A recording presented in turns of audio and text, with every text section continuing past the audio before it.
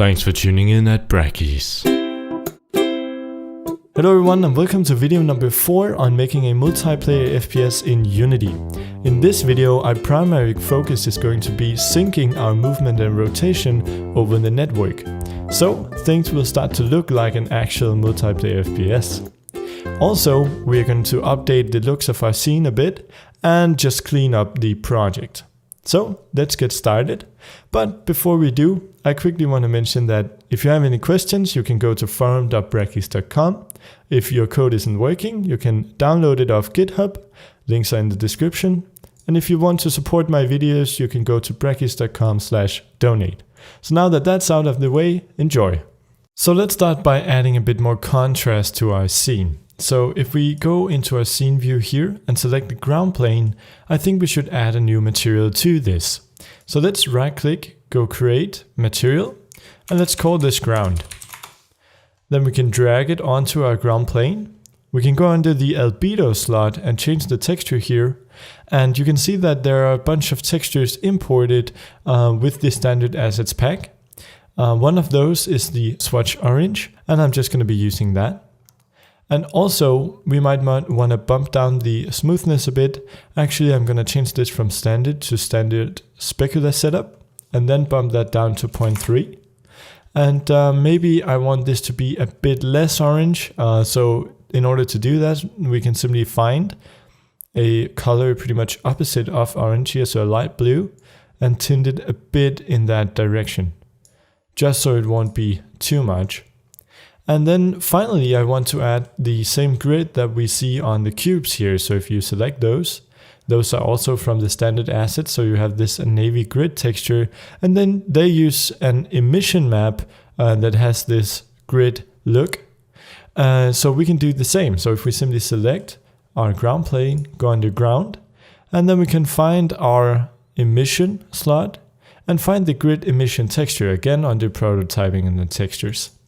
And then we can maybe bump this up to 2 to make it a bit more clear to see, at least from a distance.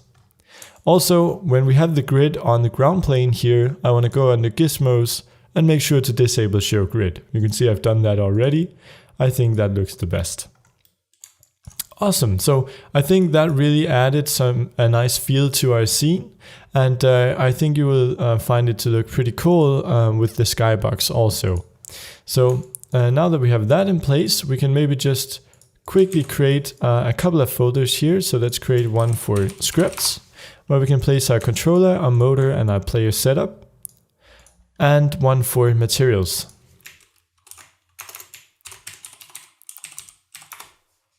where we can place our ground and our gun. Cool, so let's hit save on that. And now we are ready to do a movement synchronization over the network for our player objects. So if we select the player here, Unity has provided us with an awesome component called the network transform component. And this takes care of pretty much everything for us. So syncing position and rotation over the network isn't necessarily a very difficult task on top of the HL API. And we could definitely go ahead and create a script that would work just fine right now. But the default Unity component has some nice features that I think you will like. So let me just talk a bit about how this syncing actually works. Well, you can see the first slider we have here is the network send rate. And this is the amount of times in second that we will send a package containing information about our position and rotation to other clients. So this is kind of the update rate. And well, in an ideal world, this would be 60 at least. So every time our computer rendered a frame, we would also send the information, and then it would be ready next time the other clients would want to render a frame. So this way we would get very accurate movement, and we would get a very smooth movement also. But in reality, that's not really possible. Because if we were to bump this send rate up to up very far beyond what this allows us to, well, then we would very quickly clutter up the network, and that would maybe cause it to completely stop or to block the connection or whatever. So that would give us a lot of issues. Instead, what we do is we send at a limited rate. You can see the default here is 9, and we're just going to leave it at 9. And then what we do is we take this very jerky motion where the player just jumps from one position to the next, and then we smooth it out by lerping between the positions, or doing what is called movement interpolation. And this is super awesome because we get suddenly a very smooth movement. It's not going to be as accurate, but we can get close. So that's kind of what we do. And the extra awesome part of the network transform component here is that it can utilize that we are using a rigid body 3D. And this means that it will take into account our velocity and movement direction and all that to predict where we are going to be in a second, and therefore can make more precise interpolation for our movement. So that's super awesome. So if you're using a rigid body like I am here, definitely use it here under the transform sync mode. If you're not there, well, then you can just sync the transform, and that's going to be fine, but this is definitely very cool. Then we have the movement threshold here, and that is the amount of units, or that's the how much we can move in units before we send updates out that we have moved. So this is how much. This is basically the threshold for registering that we have moved on the network, and that's going to be fine here. And then we have the snap threshold, and this is basically how many units we need to move before we don't do any interpolation and just snap to that point. So let's say we would have a teleport point over here, and the end of the portal would be over here. Well, then we would want to be able to go through that and then jump over there without any interpolation along the way. Well, that is what the snap threshold can be used for. And also, if we should experience a huge lag spike and a loss of connection for a time, well, then if we move all the way over here, we would want it to simply jump once we get the connection again, and not suddenly just fly through the map. That would look super weird. So that's kind of what that variable is for, and you can just leave it at 5. Then we have the interpolate movement factor, and the smaller you make this, well, then the more we are going to interpolate, the slower we are going to, or the more smooth, I should say, the movement is going to be. And a pretty good value for this is actually 1. That's a good default value, and we're going to leave it at that. But I do want to show you what it looks like if we disable interpolation, and you can do that by setting this to 0. And let's also just disable rotation here, set that to none, and we can look at that in a second. So if we were to now save this and then go under Edit, Project Settings, Player, and then we can just disable this annoying resolution dialog each time that we make a build. We can also disable or set the default not to be full screen, and then maybe input 800 by 600 here. So we're just going to get a small window that starts automatically.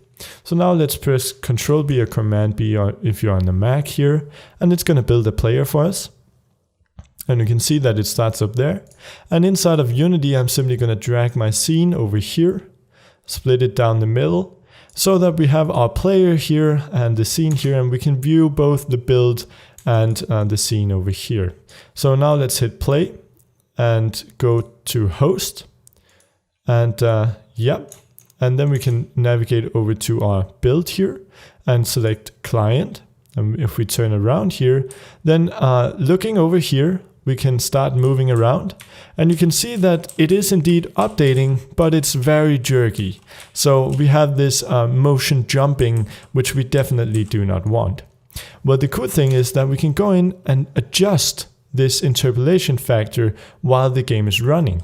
So this might not work. It has worked for me. I don't know if the component is built to do this, so not all of the settings might not work in real time. But I know at least if we find our player here, the player that we built, so that would be this one, not the one connected to the editor. So that one here associated with the build. And then bump the interpolate factor up to 1. And we'll then look at him here and go over here. You can see just how smooth that motion now is. So that is actually a pretty good amount. You can see that it takes him a little while to slow down when we stop, while over here it's instant. But that's kind of the price that you have to pay. So I'm actually very satisfied with that movement. Just for fun, let me show you what this would look like if we changed it to 0.1. That means that the interpolation would be very slow, and you can see indeed it is. And if we were to bump this up to something like 3, well, then you can see we start introducing some of the jerkiness back into the motion. So I think a value of 1 is great there, and we can go in here and set that to 1. Then the rotation here, we can select what axis we want to sync over the network, and in our case we only want to sync the y-axis because we are going to do the syncing of rotation on the camera as a separate component. So we'll just select y there. And the interpolate rotation factor, we're going to have to bump that up to 10 actually. I found when using 1, it was way too slow. I mean, way too slow. So I found that 10 is a good value. And why these two differ so much is not something that I can answer you on. I'm sorry, I simply don't know. But I do know that 10 is a pretty good value to set for this. You can, of course, again, build the players and play around with this. So we're just going to assume that this is working, and then add the rotation syncing for the camera also. So you might be thinking, well, let's go ahead and find the camera here, and let's add a component and add the network transform. Where you can see now it introduces a network identity and another network transform. And that's not something that we want to have. Instead, what we want is we want the player to have this central network identity component and have everything be controlled from the root object. So therefore, Unity has made this network transform child component that we attach to the root, the player object, and then we drag in the camera and it will control this. So if we select network transform child here, you can see that we have this target variable. And in here we can drag the camera, and we have a bunch of settings for this too. And this behaves a little weirdly, because when I used the movement threshold, well, I said, okay, so I don't want to sync any movement. I just want to sync rotation on the x-axis. So I went in and set the movement threshold really high so that it would never send out any movement. That didn't work, however, because movement threshold, I think it's a bug, also has an effect on rotation. It worked on some of the clients, but on the host system, the rotation suddenly didn't update. So if you want to be sure that this is working, simply leave the movement threshold as is. Then we have the interpolate movement factor. This we can go ahead and set to 0. And that's fine, because we don't want to spend any processing power on interpolating movement on something that doesn't move. Then we have the interpolate rotation factor. And this somehow behaves differently than the rotation factor up here. And it might be because this syncs using a transform and not a rigid body, which is also something we want because our camera doesn't have a rigid body attached. So that might be why. But for now, let's just leave this at 0.5 and see what happens, and then we can change it at runtime. The rotation axis, we of course want to set to X only. And we don't need to compress the rotation here. So let's save this and let's build this and see if it works. So there we have the build. We hit play. Select host there. Select client here. And you can see now that our rotation looks just fine. However, if we kind of get closer here, you can see that the up and down rotation is a bit jerky still. It's kind of clunky. So in order to change the smoothness on this, we can of course find the object, as always, not that one, this one. And we can try and make this smaller. So let's set it to 0.2. And just focus on him there. And you can see now the rotation is much smoother. I think, however, now it takes a bit long for it to slow down. So I think we'll find an intermediate value at something like 0.3. And you can see there what it looks like. And now we can move around and look around, and it will update on the client, which also hosts the server, and on the remote client here. So that's basically all for syncing movement over in the network. So let's hit stop on that. Let's stop playing there. Let's go into the player and change this to 0.3. And we can collapse that, and we are basically done. So that was basically it for performing movement synchronization over the network for our player. I hope you enjoyed this video. In the next one, I think that we're going to look into expanding on our character controls. So maybe adding some flying mechanics, the spring physics that I teased you in the first video, and also setting a lock on how much we can rotate our camera so that we don't suddenly view everything upside down. So that was basically it for this video. I hope you enjoyed it, and I'll see you in the next one.